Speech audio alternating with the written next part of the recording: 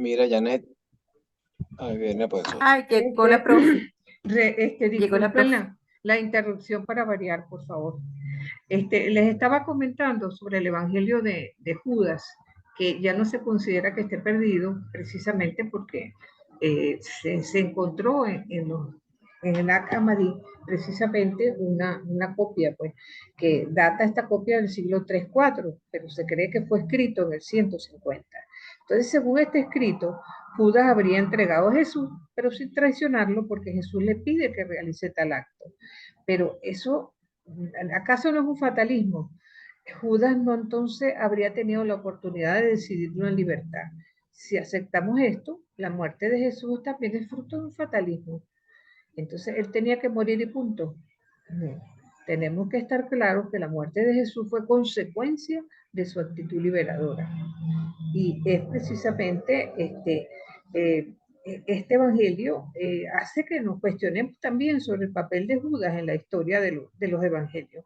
El documento es verdadero, pero no su pensamiento. El Jesús que predicó la liberación del ser humano de toda forma de opresión no podía haber pedido que lo traicionaran. Los evangelios canónicos presentan a Judas como traidor. Ahora, tenemos que preguntarnos también si Jesús era tan conocido, ¿verdad? Incluso todo el mundo sabía que él iba de noche a orar al Monte de los Olivos, ¿para qué necesitaba un delator precisamente? Incluso algunos fragmentos de este evangelio van todavía más lejos, porque recaen el peso de la traición en la mujer de Judas, que ella aparentemente le dice que traiciona a Jesús por las monedas. Entonces, también tendríamos que cuestionarlos sobre el tipo de violencia que utilizamos contra los Judas de hoy, porque cuántas veces la violencia engendra más violencia, ¿no? Y un Judas puede engendrar otro Judas. Entonces, recordemos que también cada uno de nosotros, cuando traicionamos la causa del Evangelio, también somos Judas. Entonces, esto es bueno como para Profesora, interpelarnos. Adelante. una pregunta, en particular este Evangelio de Judas, que dice que no está perdido, ¿dónde está? ¿Quién lo tiene? ¿Dónde, o sea, dónde Bueno, reposa? bueno, mira, ya creo que sígueme, ya como que sacó una edición completa del Evangelio. Incluso creo que Ah, sí. National Geographic sacó también un número dedicado al Evangelio de Judas y en otro orden de cosas lo puedes bajar de internet. Pero este es el único, Eso que se consigue, el que se consigue en internet es el mismo. es el mismo, sí, es Ah, el yo mismo. pensaba que era cosa No, neonóstica. pero son pedacitos, como te digo, no está completo, ¿no? Entonces, Ya. da que pensar, pero como le digo, los anteriores mencionados sabemos de su existencia por las referencias de los padres, mas nunca Ujú. se tuvieron en las manos. Ok, Entonces, gracias. aparte, ¿verdad? De lo que hemos dicho acerca de aquellos que son apócrifos perdidos, también tenemos lo que se llama como fragmentos papiráceos, descubiertos en Egipto hacia los años, a finales de 1800 y principios de 1900. Y son antiguos porque se consideran del siglo IV, presentan dichos de Jesús con sorprendentes coincidencias con los canónicos. Pero en diciembre de 1945, en Nag Hammadi, eso en árabe quiere decir algo como pueblo de alabanza, unos campesinos hallaron cerca de 1000 páginas en papiro. Eran 53 textos divididos en códice. Entonces estaban enterrados en un acantilado cerca del río Nilo.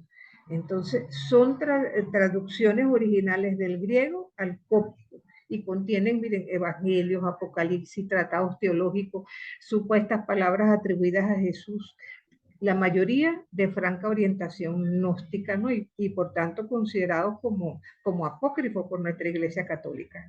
Entonces, entre estos y entre este grupo vamos a destacar el Evangelio de María Magdalena, porque este Evangelio del siglo segundo han llegado dos fragmentos en griego pertenecientes uno al papiro Raylan, inclusive un papiro sumamente importante, y la mayor parte se encuentra en copto, faltan 6 folios. María es presentada, igual que los canónicos, como testigo de la resurrección, dando ánimo a los discípulos, y posteriormente se coligen enfrentamientos con Pedro por cuestiones de liderazgo. Y esto tiene, vamos a decir, un dejo bastante novedoso y probablemente pueda ser histórico, porque cuando nos ponemos a considerar el hecho de que María Magdalena, habiendo jugado un papel tan importante como testigo de la resurrección entre el grupo de los discípulos de Jesús, bueno, pareciera que después de ese acontecimiento se la tragó la tierra, porque no aparece ni en los Hechos de los Apóstoles ni en ningún otro texto que de relevancia a la figura de María Magdalena. Y era, si se quiere, lógico pensar, ¿verdad?, que ella hubiera podido estar entre el grupo de discípulos que también celebraban y proclamaban el querigma. No podemos agregar más nada. El otro tipo de escrito, voy a tratar de poner nuevamente la lámina, pero de cualquier manera, como ustedes la tienen, para que pudieran seguir a través de su teléfono, porque me parece interesante que podamos entonces ir viendo en la medida que vamos desarrollando los temas. Entonces, en este caso concreto, ¿verdad?, también está lo que se conoce como agrafa. Entonces, esos se estudian por el interés de encontrar dichos de Jesús que no se encuentren en los evangelios canónicos, ¿verdad? Entonces, en este sentido, hay como 4 grupos de procedencia. Estaríamos hablando, ¿verdad?, primero, de agrafa canónicos extraevangélicos, o sea, que serían aquellos textos que están en la Biblia, pero no en los evangelios. O sea, vamos a suponer que Pablo, o en los Hechos de los Apóstoles, o en cualquier carta, se afirma que Jesús dijo tal o cual cosa. Entonces, esos serían canónicos, pero fuera del evangelio.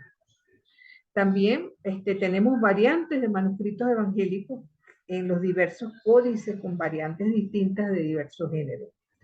Del mismo modo, también tenemos aquellos que son citados por los padres, muy numerosos entre los siglos segundo y tercero, y que también asumen, ¿verdad?, frases de Jesús, ya en una época bastante distante de los apóstoles, ¿verdad? Y evidentemente también hubo agrafa de origen musulmán. Entonces, la mística musulmana atribuye muchísimos dichos a Jesús. Sin embargo, la autenticidad ya es bastante discutida, porque estamos hablando de los siglos ya 9 y 10 de nuestra era. Ya queda como muy distante del tiempo en que Jesús vivió. Ahora, los evangelios apócrifos se dividen en evangelios de la infancia, de la natividad, de la pasión, de la resurrección. Vamos a tratar de ver los más importantes, sobre todo los que son más conocidos para nosotros. El primero de ellos sería el protoevangelio de Santiago. Se presume, escrito por Santiago, el hermano del Señor, narra el nacimiento, la vida de María hasta los 16 años, cuando estuvo dedicada al templo, pero ya desde los 12 había sido dada en matrimonio, obedeciendo supuestamente a una señal maravillosa, a un pichón que salió del bastón donde surgieron unas flores. Estamos hablando de San José precisamente. Narra el nacimiento de Jesús, la matanza de los inocentes, aproximadamente desde el siglo 3 y 4. Añade datos como el nombre de los padres de María, Joaquín y Ana, lo que es la fiesta de la presentación, que Jesús nace en una cueva, que nace en un pesebre, que José es viudo y que María era de padres estériles. Entonces asume la virginidad perpetua de María, y supone que los hermanos de Jesús son hijos solamente de José. Se cree que este evangelio fue escrito en Egipto. Si quieren hacer un comentario de cualquiera de estos textos, no duden en interrumpirme. También está el evangelio del pseudo Mateo, llamado también como una copia, o si se quiere, toma elementos del evangelio de Mateo. Es una composición latina que pretende ser escrito por Mateo. Sabemos que no es así, porque es bastante tardío en el tiempo, y fue traducido por Jerónimo. Este asume que María se casa a los 14 años, menciona la natividad de la Virgen María, habla de la infancia de Jesús con abundantes préstamos del Evangelio de Santiago, el Evangelio de Tomás y de diversas leyendas que en cierto modo fueron importantes, ¿no? En el plano iconográfico, ¿no? La presencia del buey y del asno también es mencionada en este evangelio. A la vez inventa acontecimientos portentosos, ¿no? Que pretenden haber sido cumplidos en el Nuevo Testamento. Habla de un estilo de vida monacal entre José y María, incluso narra la huida a Egipto, lo adorna con maravillas poéticas, dragones, leones, bestias salvajes que adoran al niño, inclusive hasta las palmeras, cuando oyen la voz del niño se inclinan para que puedan tomar los frutos. Y los ídolos egipcios, apenas el niño entra en Egipto, todos los ídolos de alguna manera se destruyen. También toca el punto del nacimiento virginal, el de la circuncisión, la visita de los magos y la matanza de los inocentes, evidentemente.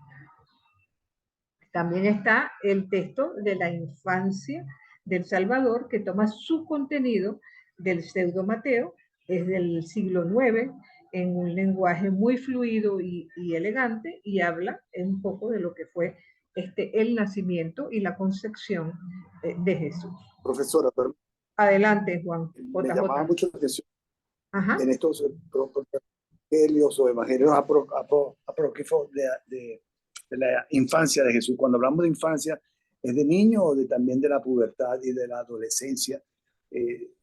Esa era una de las preguntas que le quería realizar. Bueno, mira, no hay mayores datos, ¿okay? Porque muy poco se sabe acerca de lo que fue el Jesús adolescente. Pareciera que de los apócrifos de la infancia pasamos directamente al Jesús hombre que empezó su correría por Galilea. Y eso de alguna manera ha ocasionado pues distintas leyendas, que si fue a la India, que si fue a diversos lugares. No hay nada que atestigue históricamente que nada de eso ocurrió. Lo que es interesante en cuanto a los apócrifos es que muchas veces, como todo el mundo conoce con bastante fluidez los nombres de los magos, la mula y el buey, todos estos hechos que adornan, por supuesto, lo que fue el nacimiento de nuestro Señor. Y no sé si ustedes recuerdan cuando el Papa Benedicto XVI elaboró dos textos maravillosos acerca del nacimiento del Jesús histórico, en síntesis.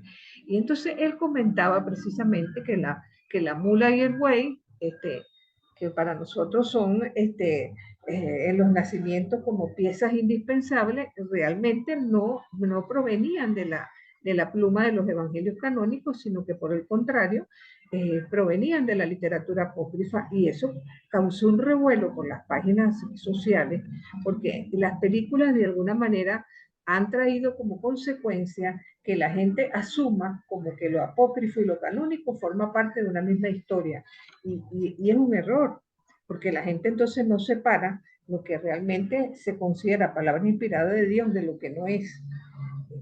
Y con la consiguiente conflicto, por decirlo así, porque hasta el Papa fue cuestionado en este momento. A mí me llamó mucho la atención esa situación.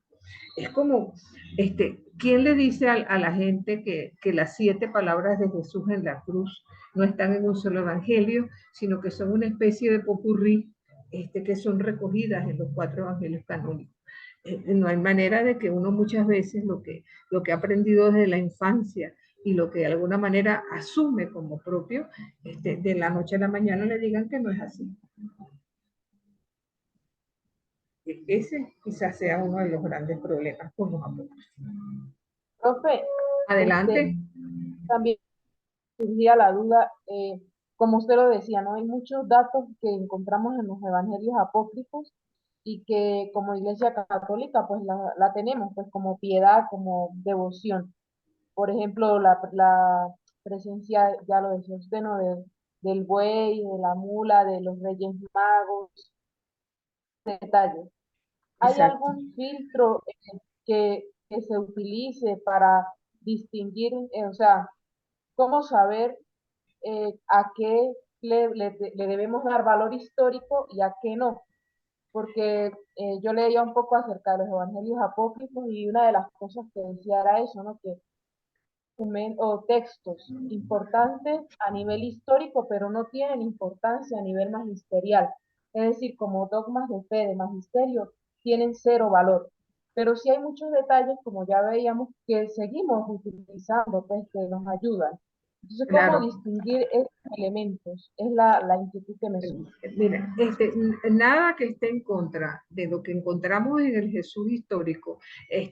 Las palabras de Jesús siempre se abren hacia lo que es el amor, hacia lo que es el perdón, el servicio, la caridad.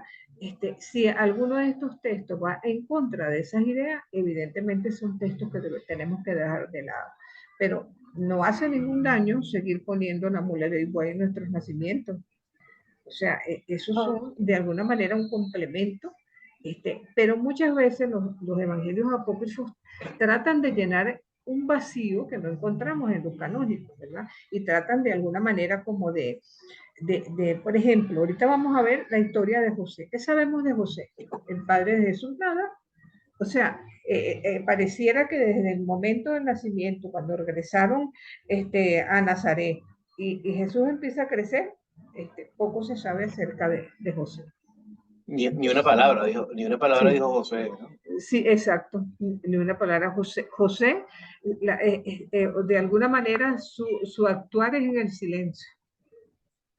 Entonces, eso poco a poco, entonces vamos descubriendo y de alguna manera discerniendo de cuáles realmente para nosotros podrían tener un valor que no socave lo que nosotros recibimos en los evangelios canónicos. Por eso que me parecía importante. Profe. Adelante. Adelante. Sí, hay un caso, lo acabamos de celebrar el 21, que es la presentación de la Virgen María al templo. Ese hecho no aparece en la... Pero Exacto. sin embargo la iglesia lo ha reconocido y lo reconoce porque forma parte más de la... No, exactamente. Sí, ciertamente. No aparece en la Biblia y forma parte de los apócrifos. Exacto, y forma parte de la tradición, de nuestra tradición. Correcto. Por eso le digo, ni hay que creer 100% en los apócrifos, ni hay que demonizarlos tampoco. O sea, es cuestión de ir viendo cuáles pueden tener, en base a su contenido, un contenido que realmente valga la pena en un momento dado investigar. Sobre todo, calculen que ustedes hagan un trabajo sobre los ladrones de la cruz que fueron crucificados con Jesús, qué fue lo que hicieron, cómo hicieron. Bueno, tienen que irse a las actas de Pilato, porque allí aparecen no solamente sus nombres, sino parte de lo que fue la vida de estos dos personajes.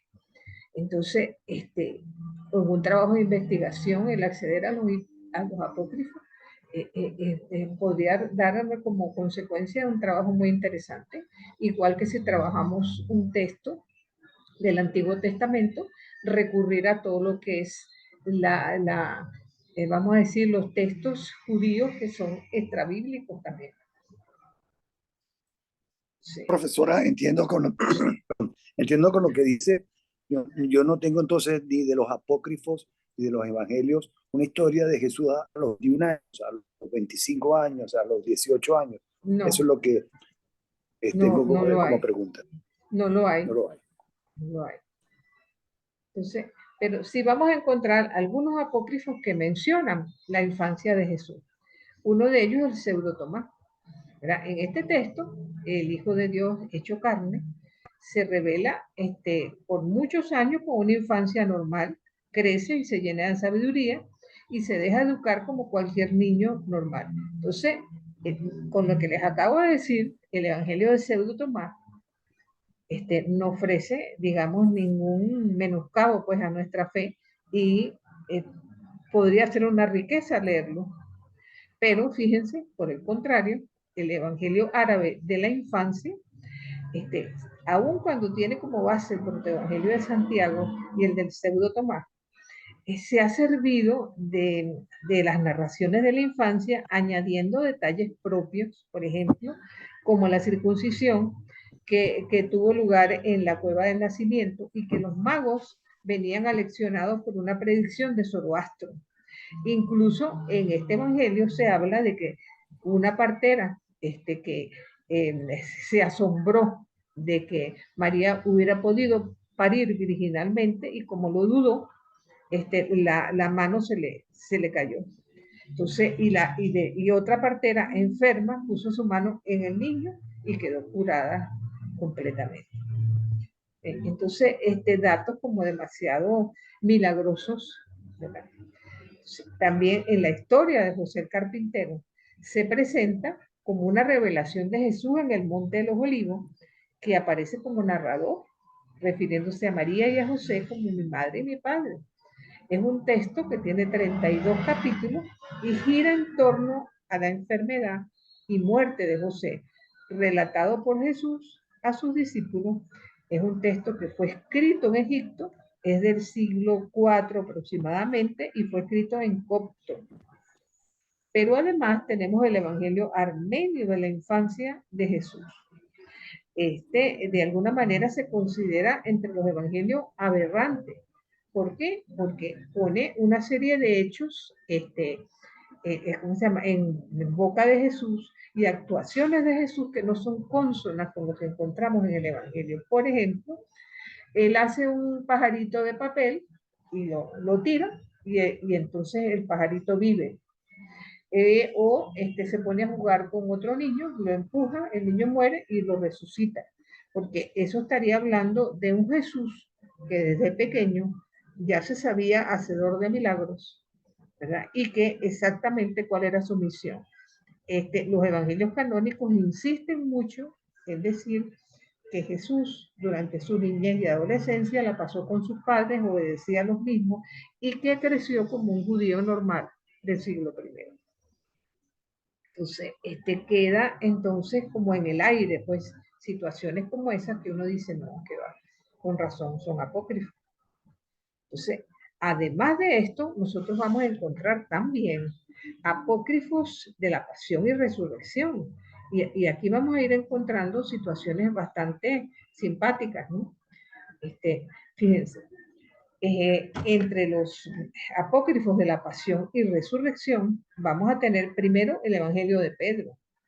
Es del siglo IX, bastante tardío, escrito en griego, aunque su supuesto origen es del 150 después de Cristo. ¿Verdad? Entonces usa, de alguna manera dice que la resurrección de Jesús se da en presencia de los soldados y las autoridades judías, quienes vieron salir de la tumba a 3 hombres. El del medio era altísimo, ¿no? Y una cruz lo seguía caminando detrás. Entonces, asume además que este evangelio trata de cargar la culpa de la muerte de Jesús en las autoridades judías y trata de liberar un poco de culpa a los romanos, especialmente a Pilato. Y describe con mucho detalle la burla de los soldados hacia Jesús sentado en su trono cuando le ponen la corona de espinas, ¿verdad? Entonces, hay otro evangelio, ¿verdad? Que se llama el Evangelio de Nicodemo, llamado también Actas de Pilato o Hechos de Pilato, que tiene como 2 partes, las actas de Pilato y el descenso de Jesús a los infiernos. Fíjate que la carta de Pilato a Tiberio, la de Tiberio a Pilato, eso lo vemos en las películas.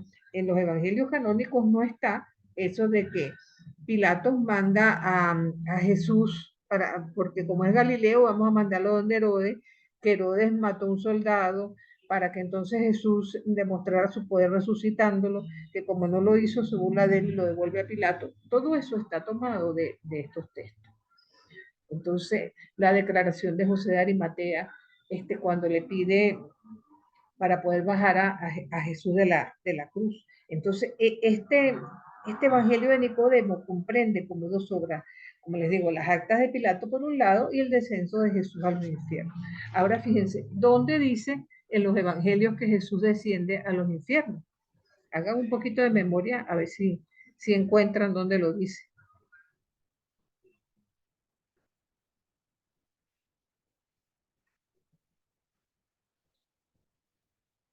No lo recuerdan, No sé. ¿verdad? No, porque no No lo recuerdo. existe. Aparte del credo. Exactamente. No lo pueden recordar porque no Exacto, aparte del existe. credo. En el credo es que lo tenemos. Entonces, fíjense que cosas tan importantes para nosotros como es el credo, ese episodio de que Jesús baja a los infiernos antes de su resurrección, está tomado de los apócrifos. Entonces, es bien curioso, pero es una realidad. Entonces, estas actas de Pilato describen en 16 capítulos lo que fue el prendimiento de Jesús, los detalles de la resurrección, sobre todo con un fin apologético. Habla también de lo que es el testimonio de los hijos de Simeón, el que Jesús desciende a los infiernos en 11 capítulos aproximadamente que aparece el texto. Entonces podemos imaginarnos, ¿verdad?, lo interesante que sería la lectura de esto, porque vamos a encontrar muchos episodios que los encontramos en las películas. Y entonces eso es súper interesante desde ese punto de vista. Adelante. Ajá. Sí, Adelante.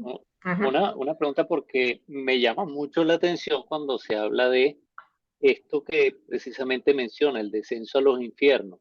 Ajá. Pero por lo que he leído, o esto sobre todo para los judíos, el tema era el Sheol, que en realidad era más abajo, ¿no? Pero no era exactamente lo que para nosotros en teoría es el infierno. Entonces es un poco esa diferencia, o sea, como que qué comparación habría entre ese Sheol de judíos, que es lo que en cualquiera de estas literaturas, y lo que es nosotros el infierno. Entonces, un poquito esa pregunta con respecto al Sheol, porque bueno, uno lo lee mucho, eso sí está en la sí. Biblia, pero entenderlo bien. Claro, por bueno, favor. mira, de entrada, Sheol y Hades es lo mismo, ¿no? Sheol en hebreo, Hades en griego, ¿verdad?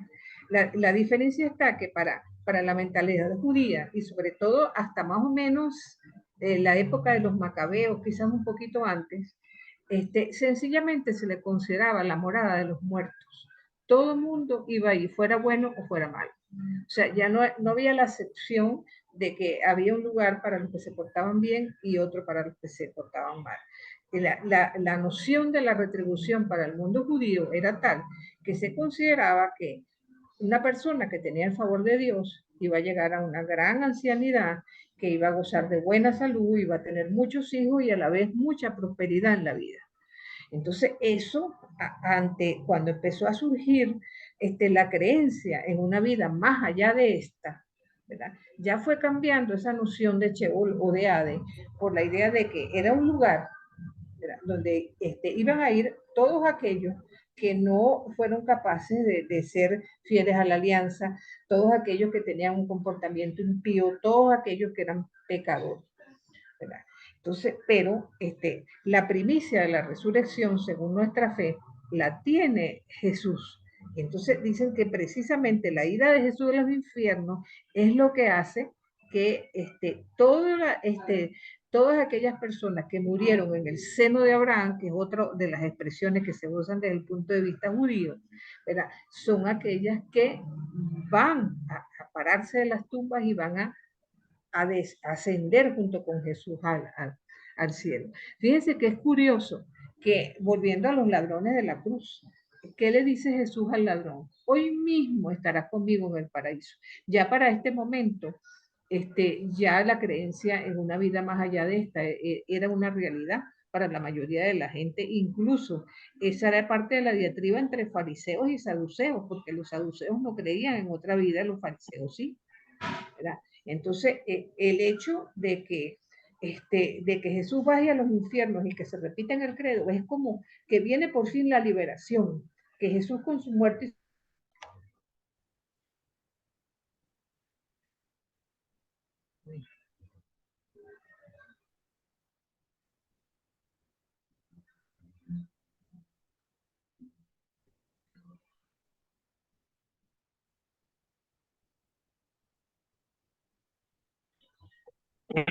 Está grabando, ¿verdad? Ah, gracias a Dios. ¿Verdad? Ajá. Profesora. Adelante. No, ya llegó, qué bueno. Ah, ok. Bueno, les decía que allí van a encontrar también una supuesta carta de Pilatos a Claudio, donde dice que la muerte de Jesús fue una injusticia, puesto que Jesús era inocente, pues que era el santo de Dios. Incluso le enumera una serie de milagros hechos por Jesús. Y en esos textos de Pilato también dice que después de la resurrección, los soldados que el gobernador había puesto para cuidar la tumba fueron sobornados por los líderes para que guardaran silencio, pero a pesar de eso, ellos lo divulgaron. Eso también lo vemos en las películas, ¿verdad? También vamos a encontrar, además, el Evangelio de Bartolomé. San Jerónimo habla de este Evangelio escrito en griego. Es un diálogo entre Jesús resucitado y Bartolomé, quien le hace muchas preguntas a él y a su madre, como su descenso a los infiernos, precisamente de lo que estamos hablando, y la liberación de los santos padres que liberaban o reposaban en el seno de Abraham. Detalles de la maternidad de María, a semejanza del protoevangelio. Entonces, y además también hay algo que no les menciono ahí en la lámina, pero que fue el Evangelio de Gamaliel, altamente influenciado por el Evangelio de Juan y las actas de Pilato, relata su intervención que aparece también en Hechos 9. No sé si recuerdan que Gamaliel fue el gran rabán de Jerusalén, maestro de maestros, incluso fue maestro de Pablo. Y en los Hechos de los Apóstoles, cuando prenden a Pedro y a Juan y los liberan, diciéndoles que tienen que callarse, que no pueden seguir hablando de Jesús, Gamaliel toma la palabra y les dice, déjenlos tranquilos, porque si lo que ellos predican es de Dios, eso va a prevalecer a pesar de ustedes. Si no es de Dios, va a caer sobre sí mismo, pues. Y en el fondo tuvo toda la razón. Pero además de los evangelios de la pasión, vamos a tener también evangelios asuncionistas, ¿verdad? Entonces, estos apócrifos, ¿verdad? Vamos a mencionar en primer lugar el de Juan Evangelista. Y pertenece a una serie de textos que señalan a Belén como el punto de partida de acontecimientos que preceden la Asunción. El uso del incienso durante la misa. Se han conservado este texto como 100 códices en griego, ¿no? Entonces, en este texto dice una cosa bien divertida, ¿no? Que María tenía miedo de morir porque creía que podían robar su cadáver después de su muerte. Y se insiste que la partida de la Virgen fue en un domingo y que los apóstoles que ya habían muerto, todos resucitaron para acompañarla en su lecho de muerte. Un judío se atreve a tocar el cuerpo y pierde las dos manos, las cuales recupera por la intervención de los apóstoles. Entonces los apóstoles llevan el cuerpo de María a Getsemaní, lo depositan en una tumba y de ahí es llevada al cielo. Fíjense, voy a hacer una acotación sobre el dogma de la Asunción de María. El Papa fue tan inteligente que fíjense lo que dice el dogma en sí. Terminados los días de María en la tierra, fue asunta al cielo. Con eso no está diciendo si murió o si fue llevada sin morir al cielo. Y entonces deja en paréntesis, por decirlo así, la posibilidad de que algo de lo que los apócrifos mencionan pudiera tener una base. También tenemos otro Juan, que se considera arzobispo de Tesalónica, y dice que no, que fue en la ciudad de Jerusalén, ¿verdad? Donde María ¿cómo se llama? Es Asunta. Y esta persona dice que la fiesta de la Asunción, con el curso de los años, se ha corrompido y que él está, ¿cómo se llama? De alguna manera escribiendo sobre lo que fue el relato auténtico de los acontecimientos que acompañaron la muerte de María y su traslado triunfal al paraíso.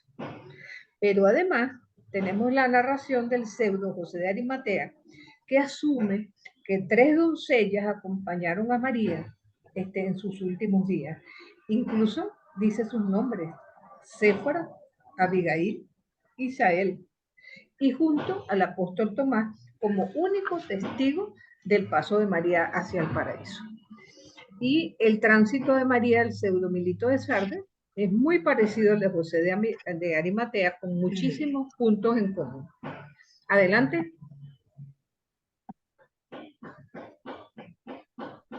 ¿Alguien iba a hacer algún comentario?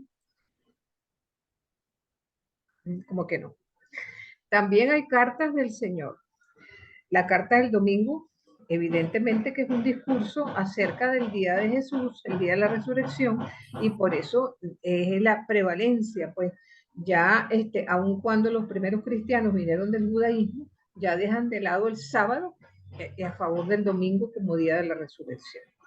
Pero es muy interesante una supuesta correspondencia entre Jesús y Abgaro, porque sabemos que Jesús no escribió nada, por lo menos eso lo asumen los evangelios canónicos, pero en este texto dice que es una leyenda que este rey Abgaro existió, ¿okay? Fue rey de Siria entre el año 4 antes de Cristo y el año 50 después de Cristo. Él está enfermo y le pide a Jesús que lo cure. Entonces Jesús le dice que él en ese momento no puede ir, que él lo bendice por haber creído y que le promete que cuando él sea asumido al Padre, él le va a enviar un discípulo para que lo cure, ¿no? Entonces se dice que luego de la resurrección, uno de los 72, llamado Judas Tomás, cura al rey Abgaro de su enfermedad. Entonces este es un texto escrito en sirio, o en siríaco, por decirlo así, y de alguna manera muestra como un mosaico de leyendas que son mencionadas por Eusebio de Cesarea. Entonces, ahora, entre los apócrifos que se encontraron en Nag Hammadi, vamos a destacar el Evangelio de Tomás en primer lugar. Generalmente son originales del griego al copto. Entonces, ¿y por qué el Evangelio de Tomás, que incluso es contemporáneo con la fuente Q, que tiene 114 dichos que son parecidos, ¿por qué es dejado fuera? Entonces, fíjense que tiene cosas que desdicen lo que los evangelios canónicos nos proclaman. Dice que hay que amar a los amigos, pero a los enemigos no. No hace ningún tipo de referencia ni a la muerte ni a la resurrección de Jesús. El Evangelio de Juan